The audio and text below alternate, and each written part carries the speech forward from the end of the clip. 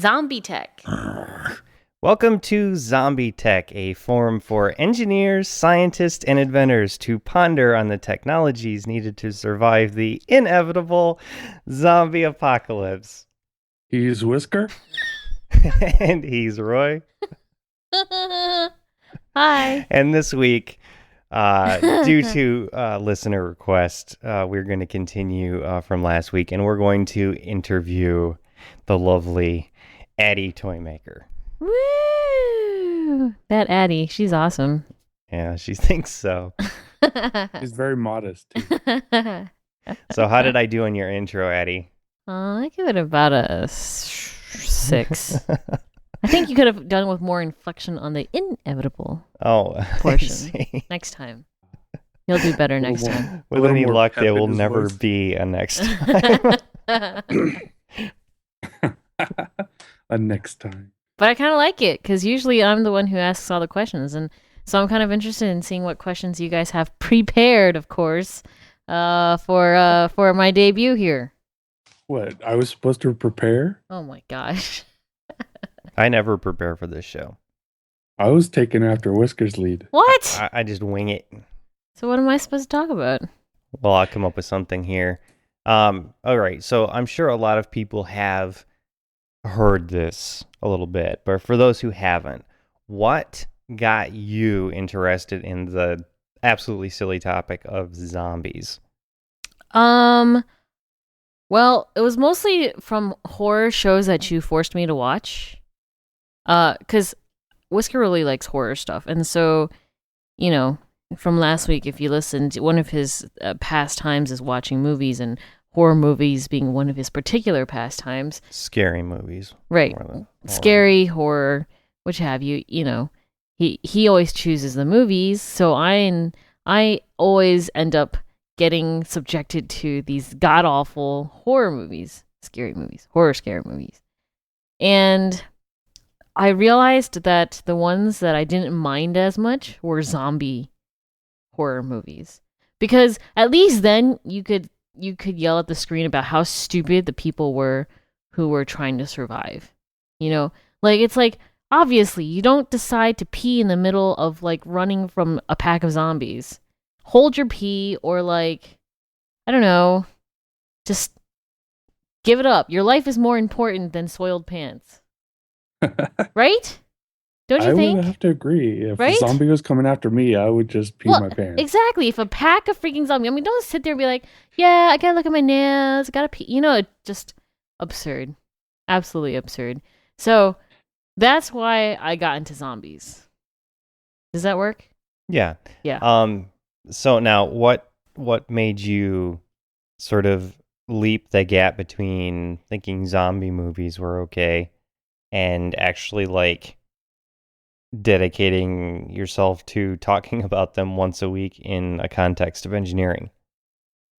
Because I think we're smarter than the people in the movies, and I think we're smarter as survivalists, so to speak, than the idiots that actually manage to escape the zombies. So I figure we might as well talk to the people who are going to rebuild society, right? And join them so that we too can survive. And then in the process, get to learn how to do all sorts of cool things from the ground up. Because I think it's always cooler that, you know, when you end up meeting people who actually know what in the world they're doing and can do it from, like I said, the ground up, and like invent things from scratch. Now, knowing you fairly well, I know that there's pretty much 5 nights a week you actually dream about running away from zombies and surviving the zombie apocalypse. Well, not 5 nights, but yeah, I've had a couple. It's of more than one hardcore... night a week, at really? least. Is yes, it? I've had I have pretty hardcore dreams about, like, Addie takes her work very seriously. Surviving zombies. I think, like, the last dream I had, there is, I don't know. I just remember waking up because I was busy holding. So there's this guy. Well, no, we don't really want to hear it. Oh. But Ouch. I wanted to hear the dream. Well, I'm stuck listening to these a couple times a week, like I mentioned. Wait. And they're never as good as a zombie movie. Wait, you're always let down. Let me just say she's like, it was a cross between like the 2 colony seasons. It was a cross between the 2 colony seasons, but humans actually turned into zombies. So like I woke up pushing against a door with a person who had turned into a zombie behind it, and he was actually kind of strong. And I remember pushing against it, and then I woke up. And then I woke Whisker up to tell him about it. Always. All right. So now you think about, obviously, this stuff way too much, way more than I do. That's not true. So I think it's really good that usually you're the one who asks more of the questions because you spend a lot of time thinking about zombies, like an inappropriate amount of time. No, there's no inappropriate amount of time. You should always be prepared. Isn't that like the Boy Scout motto? I think it's pretty clear that it's an inappropriate amount of time if you're dreaming about it multiple times a week.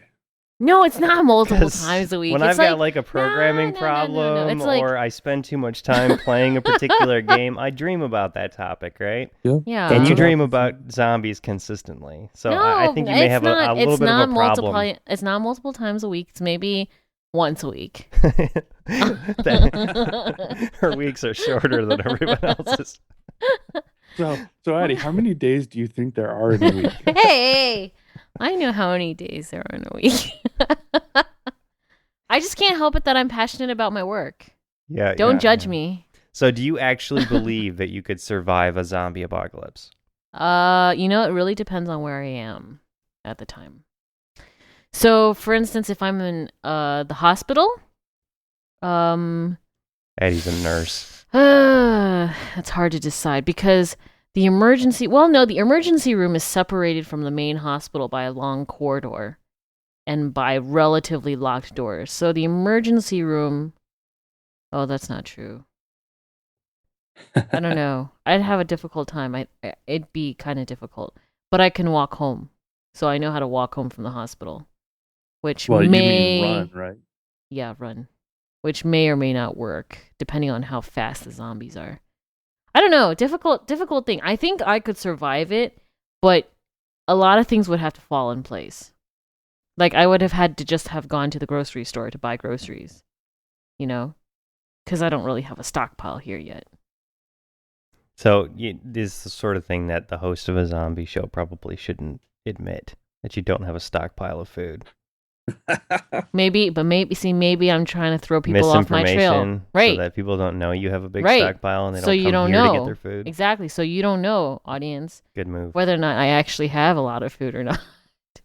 So your basement may or may not actually have, several months worth of dry goods and canned food. Months. Right.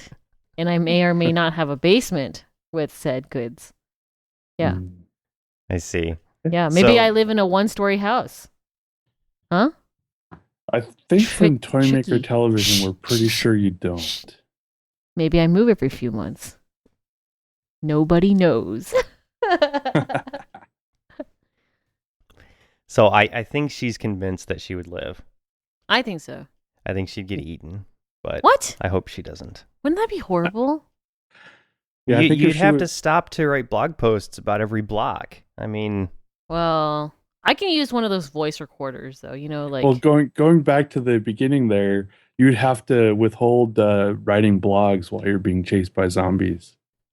It is kind do you think difficult. You could do that? I think I could write them after the fact. Like I wouldn't be. Excuse me, guys. One moment. Let me write a blog post about the zombie chasing me. Time out. Blog time. Zombies, you stay there. We'll resume this after the fact. I had to save it in the draft section. Okay, saved. Now you can chase me. Can you imagine? God, that would make for a really odd movie. The zombies are like, huh? That would be pretty funny if it was in a movie where the person being chased had to stop and post on their blog. Wait, I have a text to send.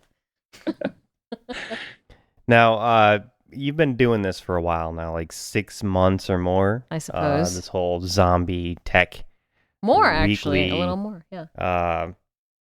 talking to, all sorts of random people from all over the world about this stuff. Yeah. How would you say your experience has been with that so far?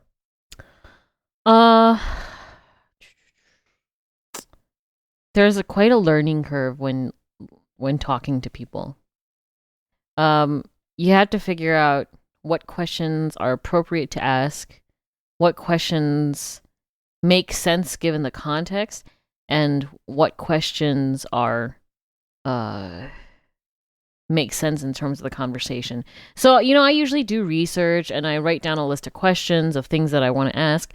But I know near the beginning, I would ask questions and then not really listen to the conversation and just ask the next question on the list. But it wouldn't make sense given the context, of our conversation. Mm-hmm. So it would make the interview kind of jump around. And so that was I had to learn a bit about that. And I think everything that you're involved with jumps around a bit. No, but there's sometimes that it jumps more than normal. So related to that, which guest have you had to do the most research to figure out how to ask them questions? That's a good question. You know what? Let me pull up ZombieTech and see, because I always just wing it personally. Well, that's because I prepare, though. Yeah, she's more like a do the work up front kind of person when it comes to these things, and she likes to know a lot of little stalkerish details about all of the guests before going in. And I like to get those stalkerish details by asking them straight to their face. Right. Yeah. That's really difficult to say, because I think actually everyone was pretty equal. Like, I knew a little, just enough about each person in order to ask them questions, but to be able to ask them deeper questions or more project-based questions, I actually had to go back and look at what they did. Does that make sense? It's kind of difficult to say. Yeah. Let me, yeah. And trying to avoid favoritism or anything, but do you have any particularly, favorite moments out of any of the shows or favorite guests? Well, we always so Mira Grant, I was a bit of a fangirl, and I think she's flipping brilliant, just for the virology aspect, if nothing else. Mira Grant writes zombie books, and we interviewed her on the show a couple months ago. If you go back, you can listen to it. Really, really good show. Right. I think, I don't know. I really liked, there's really not that many that I didn't think went well, to be honest. Jeremy Blum's was great, because you just ask him a question and he would just go on and on about it, but in an interesting way, because he just works on so many projects that it's like it's he's like the tip of the iceberg, and he's passionate, too. Exactly. Yeah. That guy makes us all look bad with how passionate in like everything he does. Yeah. So I don't know. I had fun with Dr. Cranky's, just because it's fun talking about health things. Chef's was pretty funny too, because she's a bit more sarcastic than I thought. Yeah, I she like would Chef. Be. She was a lot of fun. Yeah, I enjoyed that one too. But anyway, I don't want to do the whole podcasting about podcasting here. My actual question was, how has your experience been? I mean, have you liked working on this show, talking to all these like crazy intelligent people? And I mean, it can be really daunting and nerve-wracking sometimes to talk to some of these people, because some of the people we talk to are like pretty famous. I mean, not only famous but brilliant. Famous doesn't bother me. It's sometimes I know the people I'm talking to are 1,000 times smarter than I am, and I have to not sound like a dumbass. What was the question again? How would you say your experience with working on this stuff has been? I mean, not just this, but First Spin and Toymaker Television and all this. I mean, you're a media person now. I mean, you're a personality. It's something I would have expected. I enjoy it, but it's something that I never would have expected to do because, as most of you guys know, I had zero interest in electronics or anything engineering related or media related, really. I was happy enough in my own little bubble until Whisker came along and popped it, but I've enjoyed it. I don't know. I mean, like, it's a new experience. You learn a lot of new things. You meet a lot of interesting people, and I hope I don't I hope I don't come across as ditzy when I ask silly questions. I think you've got But- enough nerd cred that you can get away with being a little bit ditzy at times. I guess. I think that's I don't fine know. in your case because you do a bunch of other things that are obviously very intelligent. Well, I like playing the dumb person, but it's so that I understand things from a basic understanding. Yeah, I don't know if people out there are aware of it, but when you're doing any sort of media production with a pair of people, one of the people plays the Idiot. the idiot, and the other one plays the expert, and you trade roles a lot because it gets old being one or the other. Mm-hmm. So a lot of the times when But I play the idiot. a lot of just the times fine. Addie is hamming it up. Not all the time though. She can be kind of what's a polite way to put it? Addie-ish. Addie-ish. I can think of some first bin moments where Well, that occurred. I can't help that. There is some craziness in programming, and I think, like I said, you guys are all masochistic. So, at the end of the day, I don't know what you're talking about. Programming is easy. yeah, right. So would you say that this sort of thing is rewarding compared to what you do in nursing? Different kind of rewarding. How so? Well, nursing, you're helping other people get better. So you see the best of humanity, the worst of humanity, the frailest of humanity, but also the strongest of humanity itself as a metaphorical, Well, like we talked whatever, about last but- week, or that's philosophical blah. kind of So- why I like doing this stuff, because you're spending your time to, at the very least, entertain, but to help other people, right? Right. But I think knowledge is slightly different than physical needs. Like physical needs, knowledge is But isn't some of that taken care of by the fact that the context in this particular show is the zombie apocalypse? Knowledge can be as provide important. physical needs for people True. that, are just neglected by the education system. I suppose that's don't get me true. wrong, most of the listeners to this show are freaking brilliant. Right, and like But educated I'm a sure bajillion there's times. some general audience out there that gets a hold of this and does learn stuff that they didn't know in advance. Now, I know that almost all of you know more than we do, so. Yeah. Well, I mean, I know I've learned stuff from listening to the show. in the Now, past. I would have sworn that Roy would have said, I know more than you guys. No. That's a very difficult question to answer because I still think there's a difference. I mean, at the end of the day, we know there's not going to be zombies. Gasp. Do we? Gasp. I don't know if that's true. Oh, all right, fine. Maybe we have zombies. I mean, already, there's but- real zombies in the world Yeah, now. I mean, That's true. Okay. Well, I don't. just because they're not living in this town doesn't mean they're not real. I Didn't think. you read that article from a couple weeks ago? Yeah, I About did. the zombie kids in Africa? Yeah. No, I'm thinking like, say in America, right? The lack of knowledge does not necessarily mean. Oh, I don't know. I think that the lack of knowledge is the reason why you get so much business as a nurse. I mean, it has something to do with it. perhaps Because people, still eat bad. because society Poorly. in general has made some decisions in the last 50 years that have made it a lot harder for us to stay healthy. Yeah. You get more patients because you do cardiac stuff. Yeah. So I think they're related, personally. Fair enough. Mhm. I don't know. To me, I think there are different types. They tickle different parts of my brain, So my caring side is goes with the nursing portion of my life, and the academic, brainy, curious side goes with the electronics engineering side. Well, I just think that a lot of people automatically give you a ton of credit for being a nurse and taking care of people when they're sick, Uh huh.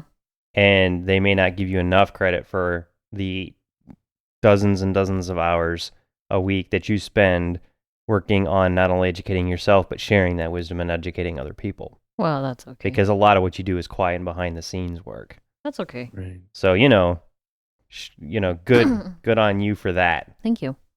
I appreciate Yeah. it. Addie's taking care of our bodies and our minds. I'm holistic. I'm a holistic healthcare provider. And By now, learning and sharing your learning, you're helping other people learn. exactly. So, All right. So let's see. We've been doing this one for a while, and doing which you've one? been this ZombieTech thing, but in the background, you've also been working on Toy Maker Television, Correct. where you put up lots of videos of your projects. Well, I do most of the video work, but you're putting together a lot of the projects that go on there. Correct. So the programming, the electronics, and stuff like that. In terms of the projects that you've worked on, Mm-hmm. now you're obviously a bit more of a novice. It's all about on the this LEDs. sort of stuff. Yeah. But what would you say would be the most useful thing that you've worked on that could be applicable to the zombie apocalypse problem? That is difficult. Probably the foxhole radio, I guess. Now, I mean, could you it's certainly explain what a not- foxhole radio is? Sure, foxhole radios were made back in World War II by GIs who had like pencil wire and razor blades. And it's a essentially a batteryless method of AM reception. So the wire actually acts as a capacitor and sucks up RF energy from the RF waves and uses that to essentially power a I don't know if it's low impedance or high impedance speaker, I guess, like a little mini thing.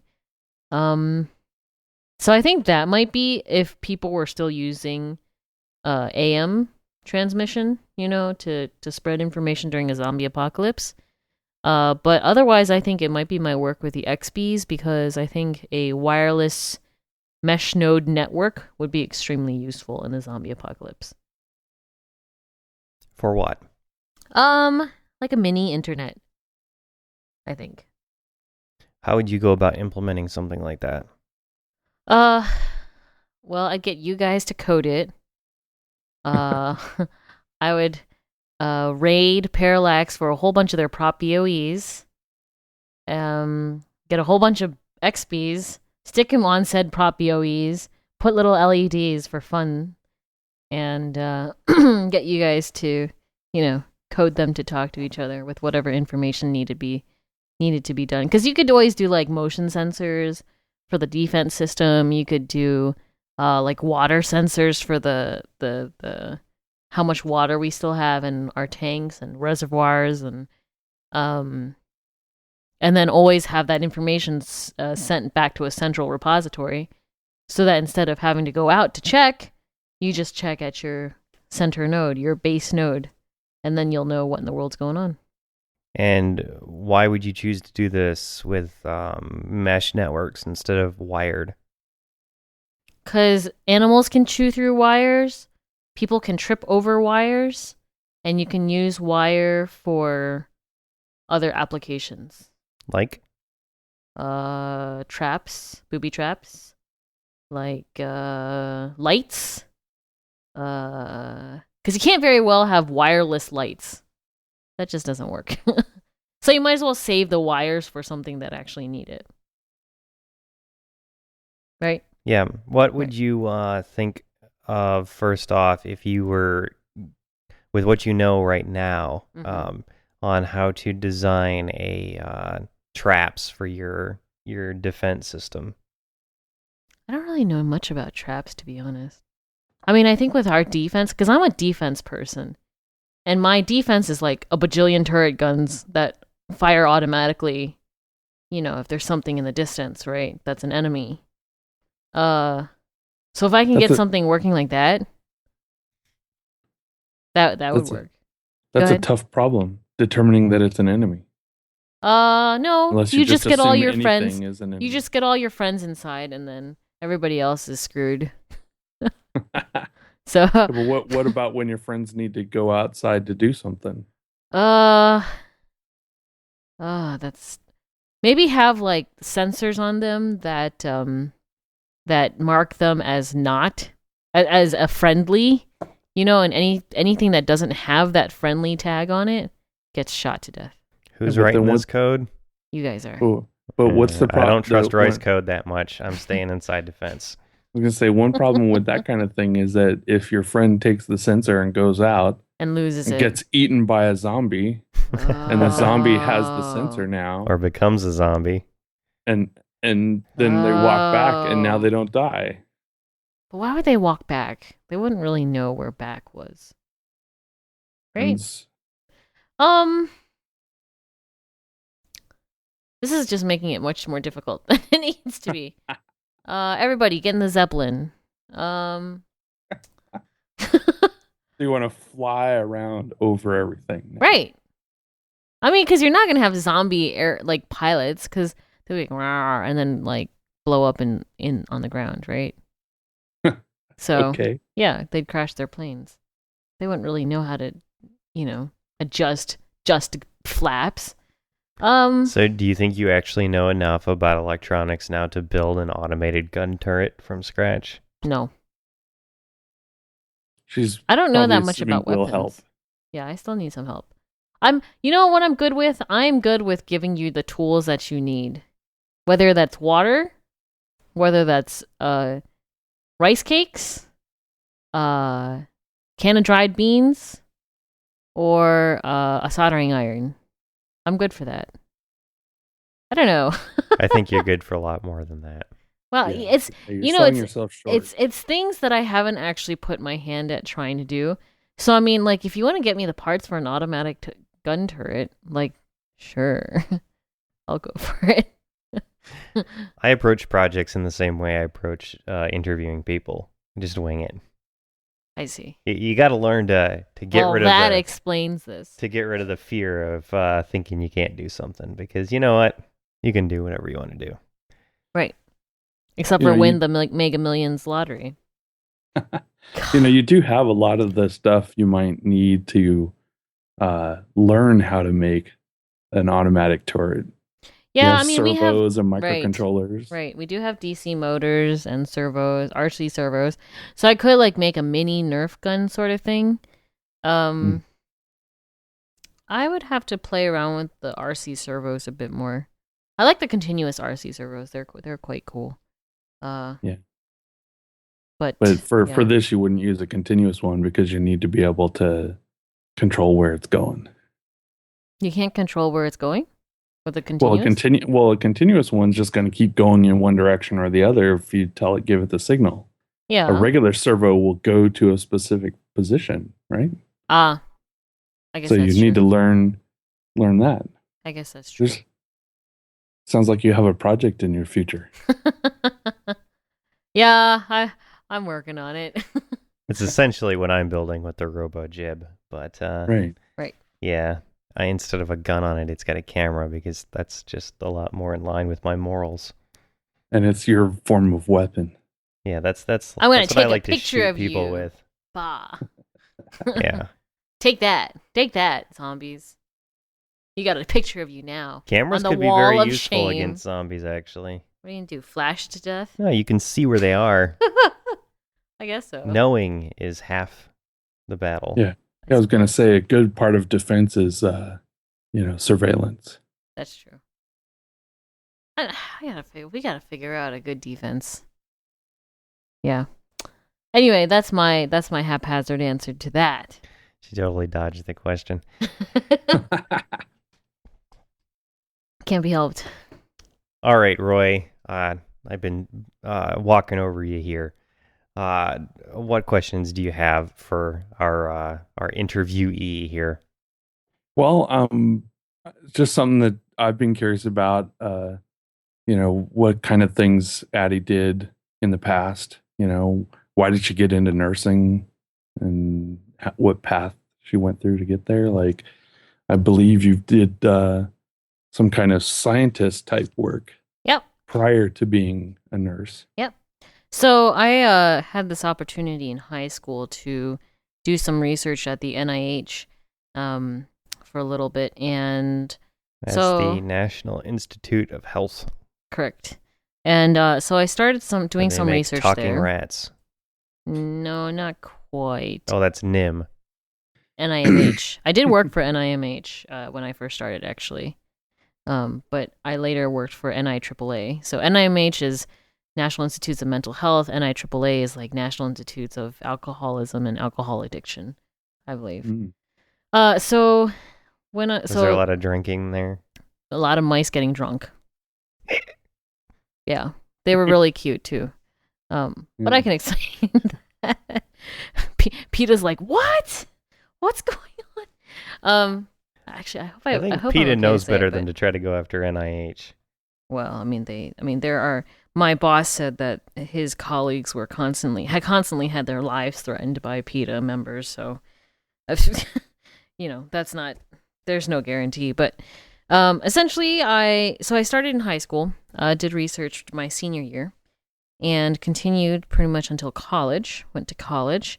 There, I got my biology and Chinese studies degree, and then I came back to the same lab that I had been at before and worked there for about a year. Now, before, I had like really good work ethic. I was amazing. And he got like, I don't know, 10 or 15 papers published from the like year that I worked with him before college. And then after college, well, I pretty much, didn't do as well a job as I could. And realized that I liked humans more than mice. So then I decided, well, why don't I try for nursing? Because nursing, you can travel, you can go overseas if you want to. You can go to any state and you're always going to have a job, job security. And so I decided to become a nurse. So I went down south to Atlanta, got my nursing degree, and then pretty much came to Mayo from there and have been there ever since. So in terms of my research, the first research that I did was with mouse models of anxiety and depression. Zombie mouse. Well, when you deal with like mothers, like when you're trying to breed mice, some of the moms can be cannibalistic towards their own young. Nom nom nom. Yeah, so I mean, Yeah, I guess that can be considered as zombie mice, but yeah, and then so my first studies were with anxiety, or models of anxiety and depression, and of Alzheimer's. Actually, we dealt with a protein that is lacking in those with Alzheimer's. Got some really interesting results from those, actually, and there were differences in the behaviors of mice that had these defects versus wild type mice, or what we call like just like your normal everyday mice or mouse. And then during college, I did research with mouse models of Rett syndrome, which is a neurodegenerative disease that occurs primarily in females, because most males who have this disease as humans end up passing away at a very young age, if not in utero. So with those mice, essentially, as these mice get older, they start exhibiting more of these behaviors that are, I guess, like lack of motility, like their mobility isn't as good as it was before. Their fine and gross motor skills are like decrease each month that passes, and so that mirrors a lot of what humans exhibit. And so what I was trying to see is how early you can see these changes in baby mice. So Mhm. hella early in their development. And then after that, so when I went back to NIH, NIAAA at this point, it was alcoholism and alcohol addiction. We did a lot of different drug addictions, so methamphetamines, cocaine, alcohol. So some of the mice that we had would be made to get drunk, and essentially depending on what different gene was affected in their bodies. Did it make the mouse recover more? Did it make them more drunk for a longer period of time? Did they have slower response times, faster response times, that type of thing? And I also managed to train mice how to use a computer touchscreen. So we got to teach mice how to distinguish between two different pictures on a touchscreen. Mhm. And they would have to get like 95% correct before they could be considered as having passed that particular trial. And yeah. So it was really cool. You realize that mice are actually a lot smarter than what we give them credit for. And if you go on YouTube and you look up that one mouse trainer, you can tell like it's just through Pavlovian training that they get these habits and figure out like a sequence of events really quickly. So that was before nursing. Long answer to a short question. But Yeah. But it's, so like some of that stuff might be useful in zombie apocalypse just because you're familiar with techniques of studying genes and tracking stuff like that we Sure. might need to help post-apocalypse. Well, that's one of the interesting things is if a zombie can be trained, right? So mice can be trained to react to a particular sound or to a particular picture or to a particular smell, right? So what if zombies could also be taught to react to a particular sound, smell, or whatever? So, like if, like say you had a grid of electrically conductive fence on the ground outside your compound, right? And every time a bullhorn sounded, any zombies that were on that fence would get shocked, right? Right. So you sound the bullhorn or foghorn or whatever it is, shock, sound, shock. And if they were somewhat intelligent or had like your basic reward centers in their brain still somewhat functional, then they could be trained to every single time they heard that foghorn, they would run away. They would either back off, some sort of primeval like save yourself instinct, right? Right. Then all you have to do is sound the foghorn. Every now and then, maybe once a week, you shock the ones who are like, oh, hey, like they're not shocking us anymore. And then you would reinforce that. And then it'd be like an easy to implement a system of keeping the zombies away. I'd say the lack of that particular feedback loop is one of the defining characteristics of most zombies that I've seen in zombie movies. That they simply don't have that, and that's what makes them so absolutely obnoxious, is that they will get cut in half and keep crawling forward. I guess that's true. You kind of wonder though, like, is that really what zombies are going to be like? What movies make them, right? And of course, there's so many different kinds of zombies in movies. There's the slow, lumbering, dumb ones, and there are even some that can talk. The whole word zombie has been sort of perverted from its original meaning. So I don't know. We're not talking about the hoodoo zombie when we're talking about zombies here. Right. So yeah. So that's my biz. I mean, there's a lot of behavioral, looking at the baseline behaviors of mouse models of different issues. which I liked because then you could do a direct correlation with human behaviors, Right. And for a lot of those in research, a lot of people in research, they don't really get the opportunity to see the impact that it will have on human health or human technology or what have you. But Right. with the studies that I was able to do, I could see the direct correlation. So that was pretty cool.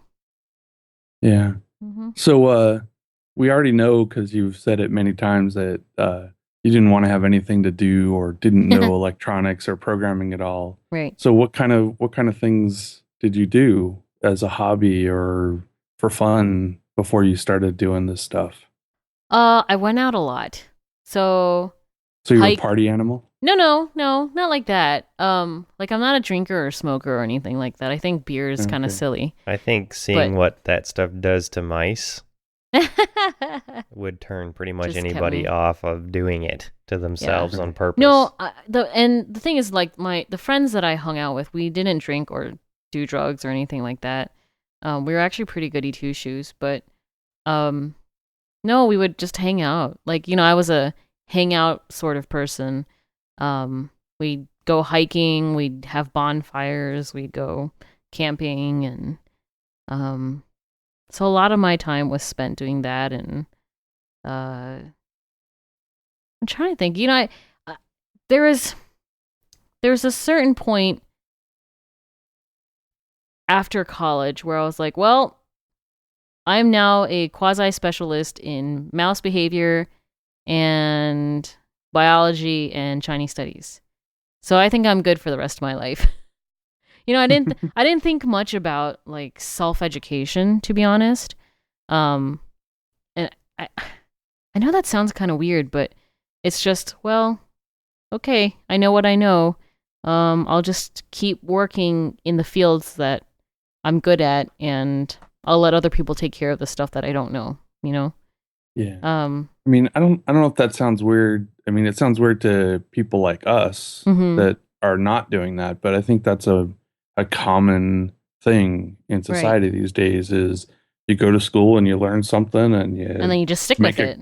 You make a career out of it, and you just basically stop learning. Right. And that's pretty much the way to collapse a society. Congratulations, everyone. You failed. Thanks, Whisker. No, they succeeded at collapsing society. Yeah, I suppose so. So, and I think doing the toy makers thing, there's a point somewhere that I realized, and it wasn't. I mean, it was pretty recent, to be honest. It was like maybe like a few months ago where I realized, there is more to learning than just what your academics will tell you. And it's not even just like projects that you work on. Like, for instance, someone could be like, oh, well, I'm an engineer at school, but I do a lot of DIY projects on the side. But that's, and I mean, that's great, but I think to a certain extent, that's still within your area of expertise, Like if you're studying to become an electrical engineer, it's only, quote, natural that you would work on projects that involve your skills as an electrical engineer. It would be, I think, much more of a abnormal leap to go from, say, doing electrical engineering to, say, I don't know, pottery making. But that's not really like, well, I don't know. No, that's perfectly good example. Something like that, right? Like it's completely like to become an expert at pottery making as well as your academic calling.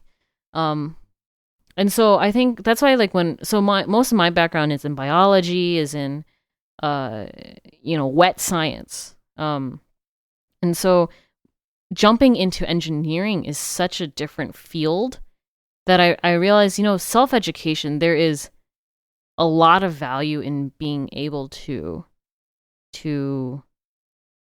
make that leap, to be willing to go out of your complete comfort zone and say, this really sounded boring before, but I'm going to make an effort anyway to see why so many other people think it's interesting. And then actually going through with it and actually learning learning from it. And I think it's a waste, honestly, for a lot of those who are academically inclined to not learn how to self-educate. Right. Also, people who don't do constant updates, they hit like 25 or so, and then they're so old for the rest of their life. What do you mean? They're just done. They've given up. They're done. They're going to work the Right. same stupid job in the same time every single day for the rest of their lives, and they're done. Yeah. They're just not interesting, and it just saps the life out of them. So, and Yeah. I mean, I don't really have advice for how to do it necessarily, but like how to make that leap, because it took me a long time. You know, Yeah. like I'm 28 now, and I mean, had you told me 3-4 years ago that I'd be touching any of this, I'd be like, okay, I don't know what you're smoking, but I'm not really interested, so I'll see you later. You know. Well, one thing I find interesting is the ability to cross pollinate the knowledge Mhm. between different categories. Mhm. It's interesting that a lot of times when I'm studying or learning something new, I can almost always find something that is like, hey, that's kind of similar to doing this in programming or doing this in electronics, or Mhm. you know what I mean? Mhm. Even though they have a lot of it is like learning a different vocabulary to describe things Right. from different fields, but some of the fundamentals, I mean, obviously there's cases where this isn't true, but there are fundamentals that do cross over, at least in concept, if not in actual implementation of whatever the thing is. Mhm. We talked a bit about this last week with how I like to steal things from biology to solve programming problems, for example. Right. Yeah.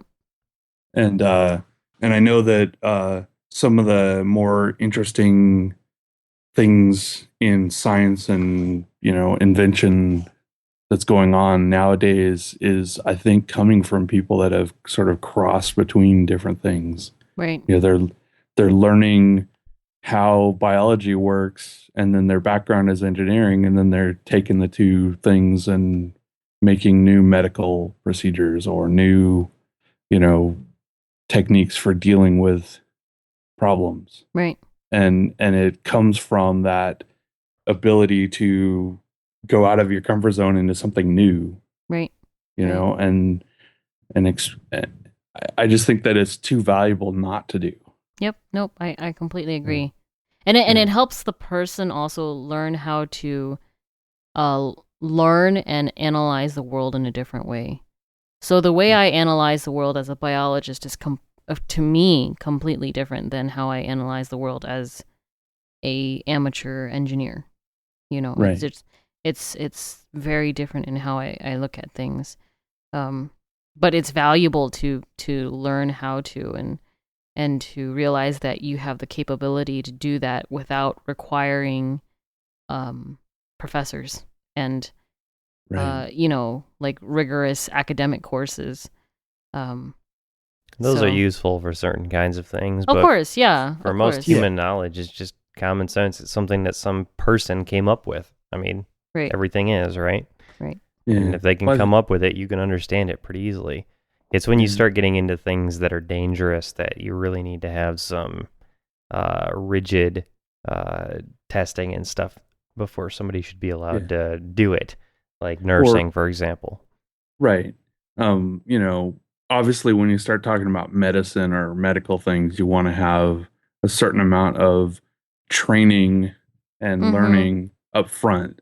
But there's also other categories that you might not think of, like when you start dealing with electronics, a lot of it doesn't matter. You could just sort of stumble through and learn it. But if you start dealing with, you know, super high voltage electronics, right, you can't just be like you can kill yourself with a simple accident. Right. So you have to be really careful, and it's better to have at least a mentor, right? If not, go to school for it. Yep. But the other thing, going back a little bit on what you were saying about how you have kind of a different frame of mind when you're thinking about one versus the other. I think that there might be some value in thinking about electronics in the other frame of mind of your nurse, medical, Sure. research scientist side of things, Sure. and maybe even vice versa. Yeah, absolutely. Just because, that might be where some kind of spark of invention or new idea comes from. Absolutely. And they exist in the same universe, so it's not like it's not like they come from different realms of reality. They exist in the same realm of reality. It's just two different problems. Right. In biology, you're usually trying to reverse engineer something from the outside by paying attention to how it behaves in different situations. With engineering, you're usually designing something to behave the way that you want it to in different situations. It's the same exact problem on both, but you're approaching it from two different sides. Mm-hmm. Right. Well, and I'm thinking, like here at Mayo, a lot of surgeons, they deal with a lot of very intricate procedures and a lot of procedures that aren't done anywhere else in the world because, quite frankly, it's too dangerous for the patient in smaller facilities. And so a lot of times doctors will end up making their own tools and engineering their own tools to best suit their purposes. And sometimes they end up having to bring that design to the engineer so that they can mass produce, right? Right. For more than one surgery. And so it's kind of like that bridge between, say, medical needs and engineering know-how. The doctor, the surgeon may not know how to work metal, but the metallurgist does, the engineer does. So it's like a perfect marriage, so to speak, of the two disciplines. Engineering a tool that the doctor can then use to optimally cure a patient. Right. And that's the kind of, I would want a doctor like that in the zombie apocalypse bunker. Yep. So that Absolutely. he can make the tools he needs to help repair our bodies when we get partially damaged. Yep. Zombies. Yeah, and that's exactly the thing. Can you imagine how crippled you'd be? You'd be like, well, I have all this knowledge, but I don't have a lick of know-how in terms of how to deal with the technology. And of course, what we're talking about here is a renaissance. Educated people being educated in their specialization, and then a fairly good amount of education in other important fields as well. A much more rounded education, in other words. Right. All right. But we do need to get to the big questions here before we run out of time. Yikes. All right. So last week, Addie and Roy were picking on me for not being prepared. Addie, are you I'm prepared? definitely not prepared. I'm definitely not prepared. I don't think anybody has thought about this more than you, and you're not prepared. Well, I don't know. All right, go ahead. Well, go. I think Mira Grant has thought about this more than you, but she has. nobody else. Well, Jeremy has. Okay, He's the what's the apex or the highest, the zenith of preparedness for his answer. Okay, anyway, go ahead. Go for it. What's the question, Whisker? What? You don't know this question? No, I have no idea. I'm the clueless interviewee. Which 3 tools would you bring to the zombie apocalypse bunker? Oh, gosh, this one's a hard one to think about. That's a good question. I hope it's all the stuff she needs to make goulash, because I want some goulash. Pots, pans, an apron. No, just kidding. I would have thought one of the first things would have been your little nurse scissors that you use for everything. That would be too funny. Actually, that would be inappropriate if I could bring an entire surgery rooms. Yes, an operating room and its complete suite of tools. I just looked around and I see no less than 5 pair of nurse scissors within sight. Yeah. Where? That's how many of those things she has laying around, right? I don't even notice them anymore. Let me think. She's got them hanging So- off my rack. She's got them sitting on So- my so- desk. So just to comment on something, last week Whisker's 3 answers were these big giant not really tool things, Yeah. and your first one is a big giant not really a tool thing. It's an So you want a operating whole room. operating room with all the tools. Complete suite of surgical tools. Can you Does- imagine? I know I where this would- path is going to lead, I would Roy. just Trying to stay there. argue with Addie about the rules of her own game. No, is just- no, because other people are strapping MRIs through their backs and clean rooms to their backs. I can strap a complete operating room to my back with a surgical suite of tools, and that will include more than one type of nursing scissors and tape. I didn't I think guess mine we'll- were too we'll just bad, say that- Roy. I just wanted some sort of, a battery-powered electric multi-tool, an electronic book that explained me how to do things, and This a isn't water about you. purification. It's not too bad. Well, no, Roy's saying that mine were stretching it. Not too Well, bad. You were talking about a 1,000-volume book set, Well, yeah, and- but you could fit that in a Kindle. and Easy. and your drill press and bandsaw and other power tools welded together. True. That's not a single tool. That's cheating. No, this is a toy maker. Toy maker Well, skill. the thing is my justification. I got to for build it is one that now, you guys, Roy. I'm going to have to build it just to prove you wrong. Gosh. That's a future You guys- project. You watch. But you guys are in the bunker, so you get to have tools that you get to build up over time in the bunker. We'll just say that. All right. Well, operating room. Right. So that'd be number 1. Number 2. I kind of want to. Okay, so for some reason, a loom is like looming in my head. You know, Yeah. because I kind of want to be able to make cloth. You know. Kind of a cool idea. Yeah, but I mean, I think I would do a loom with an inexhaustible source of wool or something, some Well, sort of then fabric. You'd have to have a little flock of sheep Yeah, to so make it a inexhaustible. loom and a bunch of sheep. Chaotic.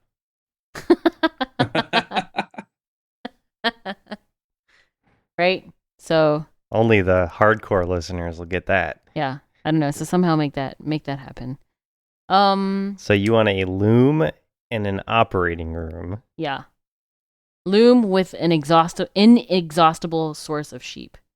And then the third one is going to be a fully functional hydroponics bay. Mm. For foods. Yeah. Gotta have tomatoes in there. Fully functional. I'm willing to make some of those sheep into sausage and then some of the tomatoes from the Ew. hydroponics lab so I can have goulash. No. So I'm no, okay with your no. plan here. No. As long as there's goulash. No. You will have grass Addie makes the sausage. best goulash ever. Grass sausage. No. Well, see, if you have a lot of sheep, they're gonna make other sheep. Yeah, but they take forever to they're not like It takes Minecraft But sheep. I mean, every once in a while, you can, butcher one for some protein. Look, I'll give you some chickens. Okay. Next time you're interviewed, take some chickens. So you can make chicken sausage to make Right. goulash. Right, there you go. Chicken sausage. I like lamb though, so Yeah. See, I don't like lamb at I'm all. a big fan of lamb. No, it's so it's got that lamb weird sausage taste. could work. No. Like in a gyro. No. Yeah. No. No, that'd be really good. No. I want a gyro. No. Well, it's not just for you, Addie. It's for everyone. Yeah. Be considerate of other people's desires and tastes. Yeah, but I'm cooking. And I'm looming. You haven't cooked sausage for Whisker? No, I It do. I wasn't- do all the time. So, She doesn't So what's normally your whack problem? the sheep over the head with a shovel well, she's first. she's but- not the one that has to do that. She'll make us do it, obviously. Gross.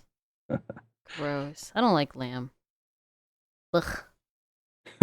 Anyway, so there are my 3 tools, which are actually, I think, quite good now that I think about it. So the first one is operating room with complete suite of tools. Second is a loom with inexhaustible source of lamb's wool. She's got more caveats than most of the guests. And third, well, that's because I can. And third, a what's it called? A fully functioning hydroponics bay with enough food per To make goulash. cycle. No, per cycle to feed our bunker people. Mm-hmm. For the whole cycle. Yeah. That's going to be a really large hydroponics. You bet.